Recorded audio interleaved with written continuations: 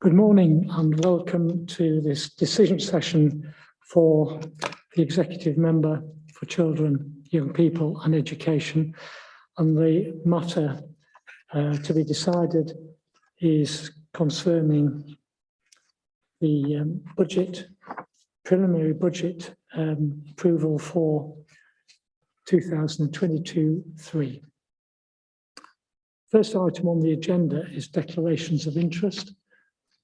And I have no interests, personal, prejudicial or disclosable pecuniary interest to declare in connection with items of business on the agenda.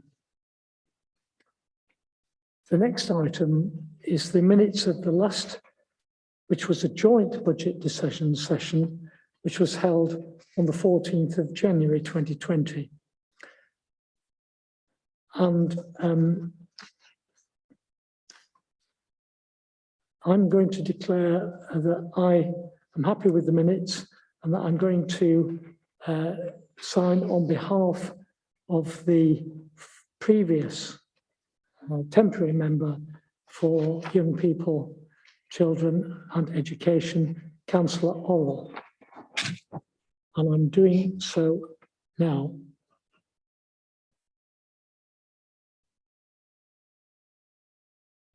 And I'm dating that the 14th of December. And it will be for Councillor Smalley to sign his in due course.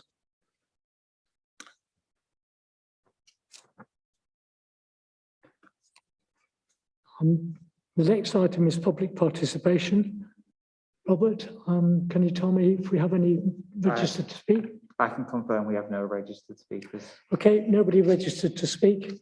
So we'll go straight on to the next and substantive item on the agenda, which is the financial strategy for 2022 to 2023 and the period including up to 26 to 27.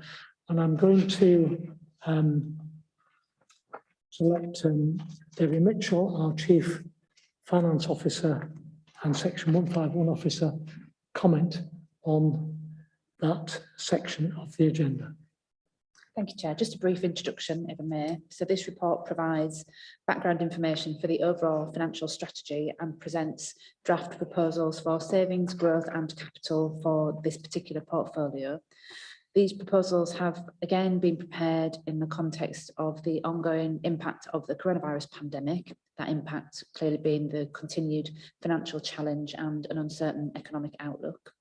The Council continues to face an unprecedented financial challenge, and that's generated an in-year pressure that has been reported to Executive as part of the regular finance and performance monitoring reports. The details of our individual council funding allocations won't be announced until the provisional local government finance settlement, which is due any time, and certainly by the end of this week. It's not yet clear whether the settlement will announce one-year allocations or a multi-year package, but that further adds to the uncertainty and makes our longer-term financial planning that bit more difficult and more complex. And therefore, the overall financial strategy may well need to change from what is presented here, depending on the outcome of that settlement. And then just the key assumptions that underpin the overall council budget are a proposed council tax increase of 1.99% plus a further 1% that will be ring-fenced to adult social care. We've identified pressures requiring additional budget of 12 million, much of which, as you're aware, is related to this portfolio, and that therefore leaves a budget gap of just over 7 million that has had to be found from identifying budget savings. As in last year's budget setting process, the key requirement has again been to maintain a stable financial position whilst dealing with the ongoing and increasing pressures being seen in both adults and children's social care. And again, you will be aware, Chair, that this is a national issue and certainly not something that's unique to York. The annexes to the report outline the detailed proposals for this portfolio and include a summary of the consultation responses received to date. And you are being asked to consider the proposals in the context of the overall council budget.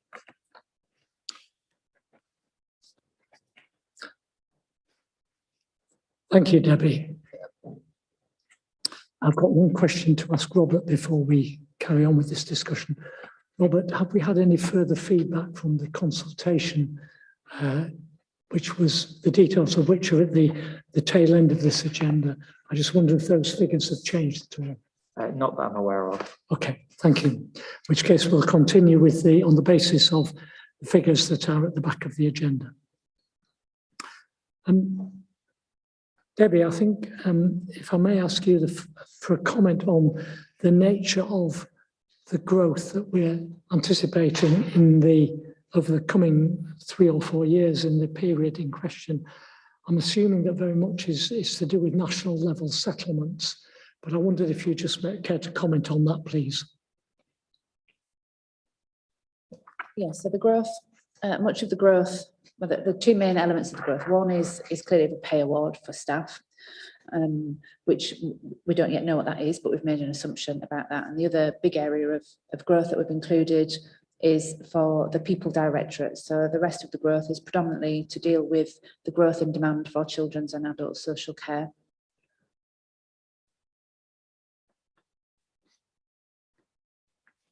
Okay.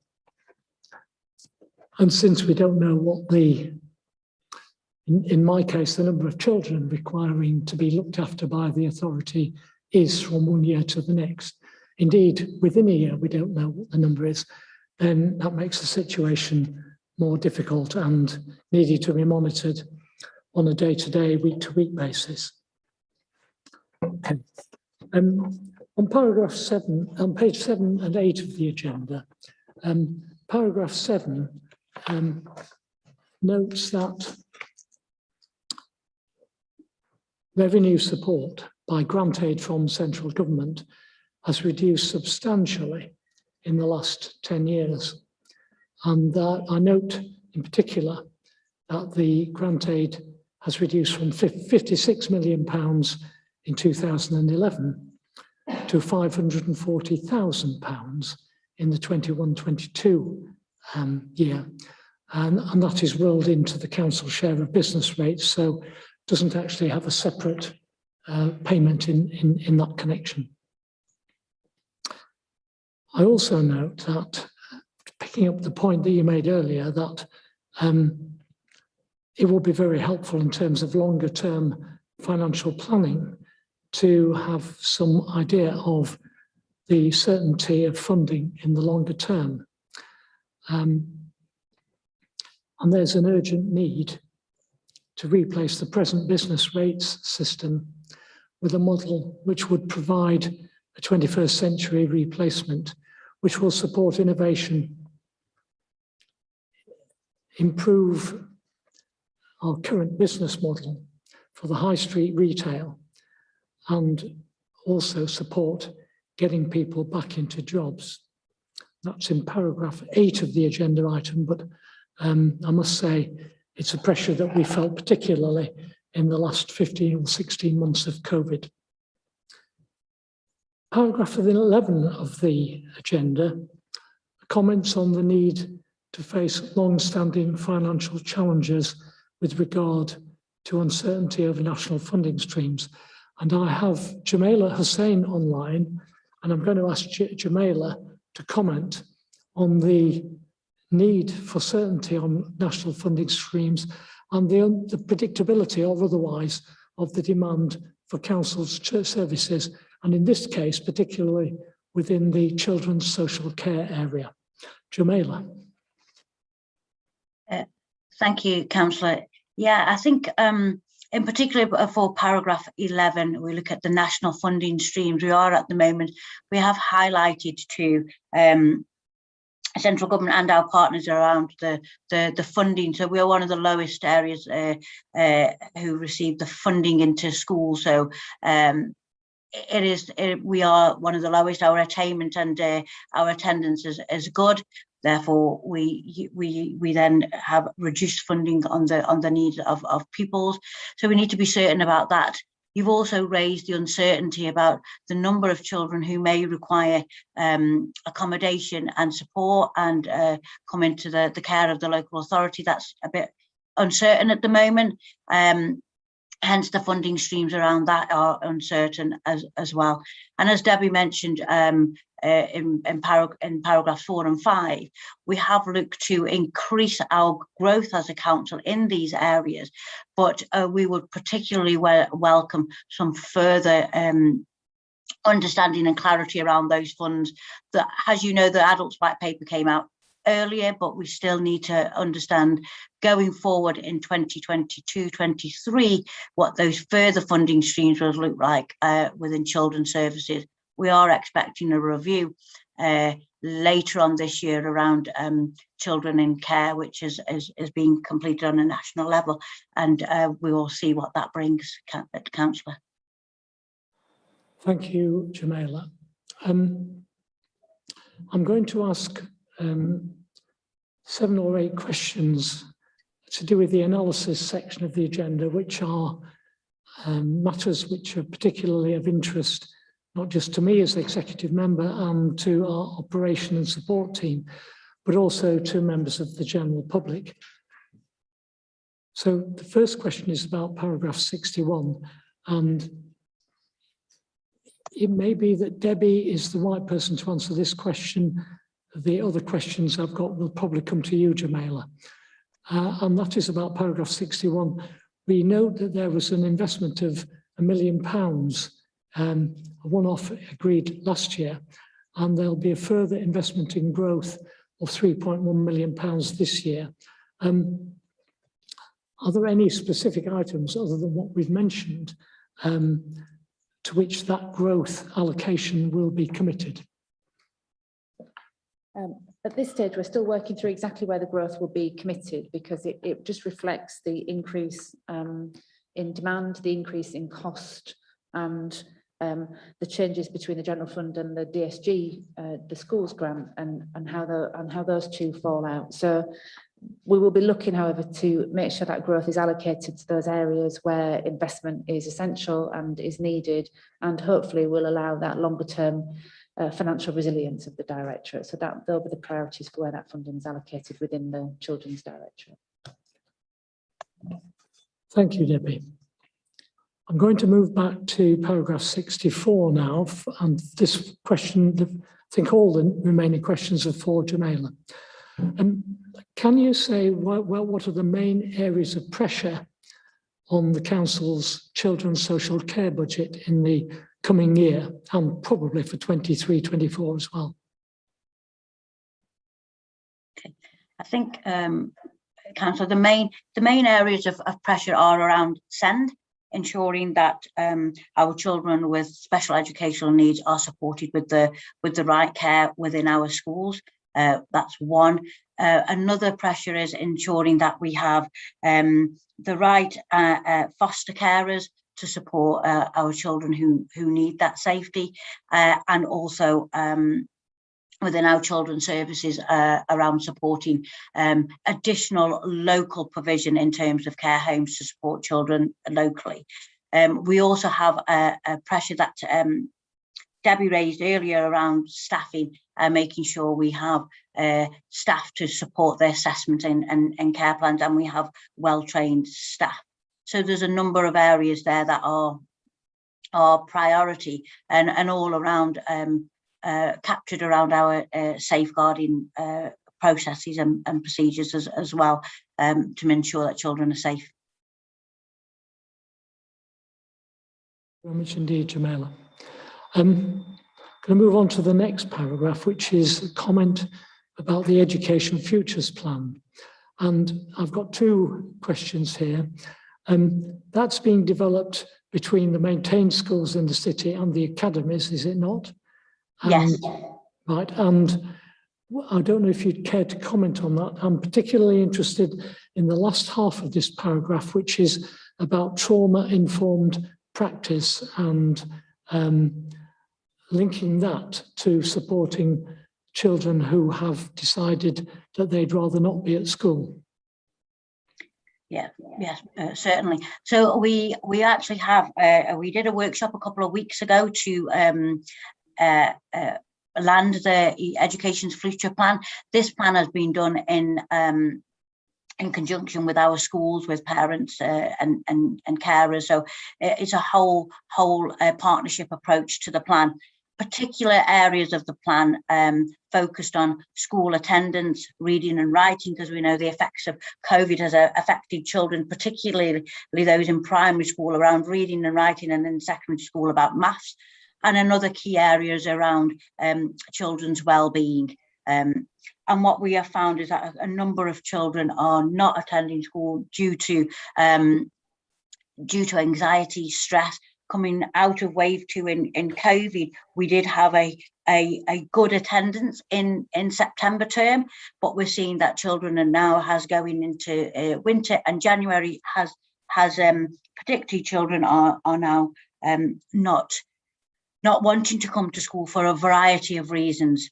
And one of the areas that we're particularly focused on, working with our health partners around well-being, how we support children earlier on in their feelings of anxiety and stress whilst in the school place. But the second one is about trauma-informed practice. And trauma-informed practice always looks at the what is causing the behaviours of young children, not that the child is behaving in a challenging way in the classroom or behaving in a challenging way at home, but what trauma underlines that behaviour. And this has worked well in a number of areas nationally to look at how we can support different ways and how we can understand why they're not in school and what is actually causing them to remain either at home or then get involved in other activities that would not give them the best chances in life. So that whole program around well-being and trauma-informed practice will be rolled out in the new year, but working with our academies and maintained schools and our parent carer forum. Thank you. I'll come back to one aspect of that in a few questions, Sam, and that's to do with the recovery plan on the DSG. But in the meantime, I'll move on to the comments in paragraph 66, which talks about the need for young people to receive care closer to home. So question is, what are the benefits to the child, to the authority, of delivering care closer to home, and how will we achieve this? So I think in our council plan, council, we have openly stated, as a local authority, we want to support people and particularly children and young people to stay in their local area where they do have their friends and family. They may not be able to stay with their family due to a number of safeguarding reasons, but we want them to keep them closer to home so they maintain those contacts. We really, as a council, do not support out of area placements and only want to place children out of area if there is a specific need or a specific ask on the care that the young person receives. Hence why we are looking at investing more in fostering and our adoption services to keep our young children local, but equally looking at some care home provision as well. And undoubtedly there will be some children that will require 24-hour care provision, but wherever possible, we want to look at using foster parents or children being supported to be adopted, because we all know that good, strong family links help children to thrive, and that's what we want our children to thrive closer to home. Hence why this investment we've put is vitally important to enable to do that. Right. We're doing some work around the Safeguarding Children's Partnership, and that will allow us to make sure that we are looking at all the children that we have in care, so the children that we are the corporate parent of, and there's around 263 children that we act as corporate parent, but also we are anticipating growth in that area, hence why this is upfront funding to make sure that we have the right local services. We all know once children go out of area, it's very difficult to bring them back, but also the detrimental effect on a young child being removed from areas and places that they know. Thank you, that's very helpful. Moving on to the next paragraph, which is, I think, slightly connected with this. But we talk about the council being committed to work with partners in reviewing services. And really, I think the question I want to ask you as the lead officer in this area is, do we have partners' commitment to review jointly provided services to gain the maximum possible impact from joint investment? And what I'm talking about is, it's one thing to say that we want to work with partners, but have we actually put those arrangements in place, or are we in the process of doing that? Oh no, we do have really strong partnerships with our health colleagues, with our schools, with our providers, chair. So those strong partnerships there, we can see with the joint commissioning strategy, what we've just completed with our health partners, and that's including the providers and the CCG, that outlines the delivery of mental health support within schools and for children and young people.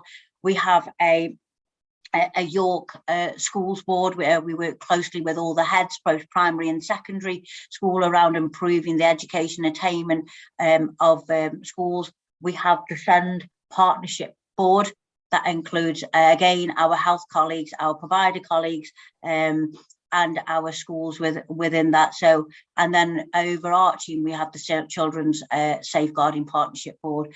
So there's lots of commitment there, and we're already working with some joined up commissioning, because that's we feel if we have joined up services, that will help children not to fall through gaps. And we're moving to an all age approach, so we then don't have the differences between young children moving from children's services and adult service, often called transitions, and having that all age approach will help reduce the differences of care that some children experience while they're moving through transition. And we're doing this collectively with our health partners.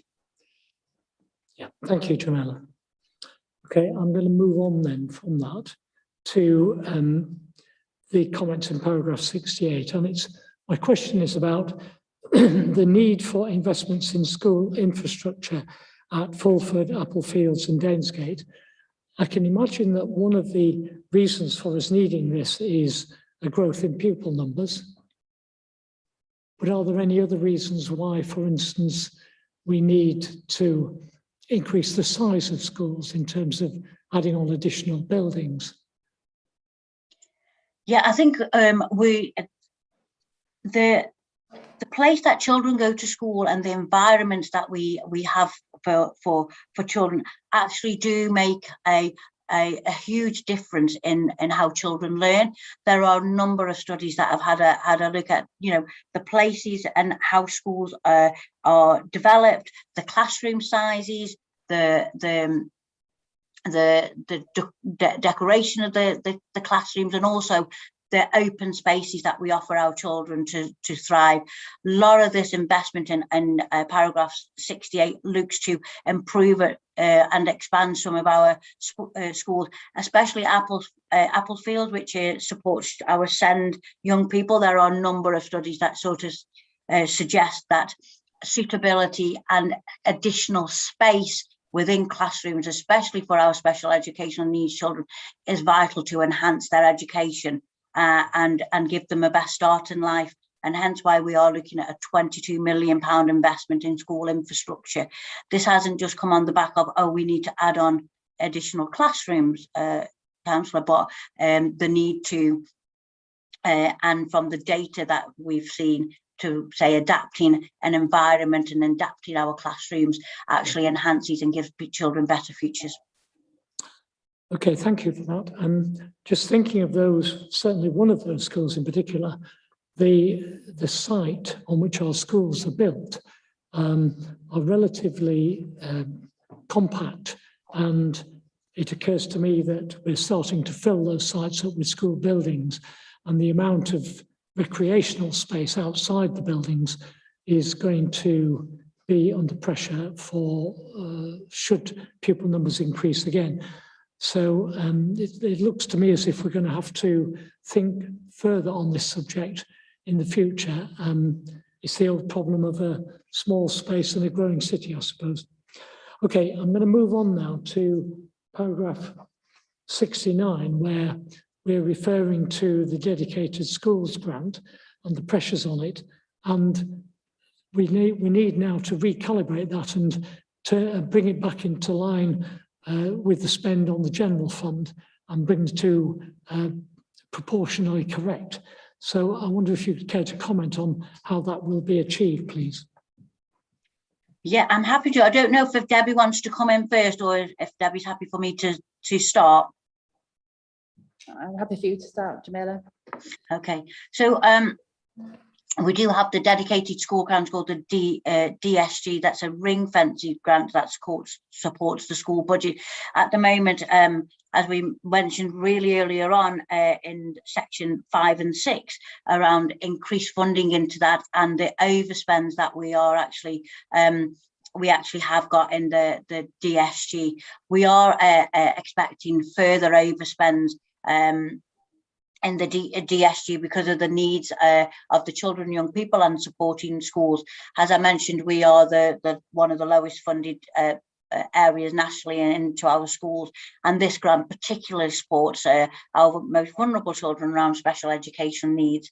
We have got a DSG recovery plan in place, and we are working with our Department of Education Ofsted colleagues to have a look at the plan, have to gain support from them to see how we can bring our savings into balance over the next 5 years. But this is an area that requires significant investment, as you can see from the overspend with investing in schools as well as on an individual level for individual pupils. We are working with schools and looking at how we can use some of the schools' budgets to support children, but equally the local authority in their duty to support children and young people face a challenging time with our DSG at the moment. Okay, thank you. And you've actually answered the next question that I was going to ask you, which was about progress on the recovery plan, but I'm aware, I think from what you've said, that effectively the Department for Education is actually happy with the draft plan that's been submitted, and it's now a matter of putting further detail onto that plan and turning it into a real actionable plan. Yes, I think that's where we are. We've got a draft plan. We need to develop that further with our Department of Education colleagues and look to have a further meeting with them in the new year. Great. Thank you very much for your responses to those questions, Jamila. I don't know if Debbie has got any further comments you'd like to make. No. Okay, thank you. In that case, I'm going to move on to the last part of this item 5, and that is in terms of the decision that I'm going to make, which is based on the forthcoming situation, which has some elements of uncertainty. So the financial strategy for 22-23 to 26-27 will be finalised at a later date, but in the context of the overall budget, I'm content with the savings, and the feedback from consultation is broadly positive. And I'm also happy that the new schemes for inclusion in the capital programme are also I'll just mention that those include the Danesgate, Applefields and Fulford school expansions, and they also include essential school building work, essential school mechanical and electrical work, and we have a residential commissioning plan for children in care. And those are the main items on the capital budget for the period up to 26-27. So in the light of that, I approve the savings proposals, the growth proposals. I'm content with the feedback from consultation, and I'm happy with the new schemes for inclusion, and we will wait to see in due course when the finalised financial strategy is produced, whether that can be approved or not. Thank you for your attendance. Thank you, Jamila, for your support, to Debbie too, and to Robert Flintoft and to our technician here. And that's the end of this.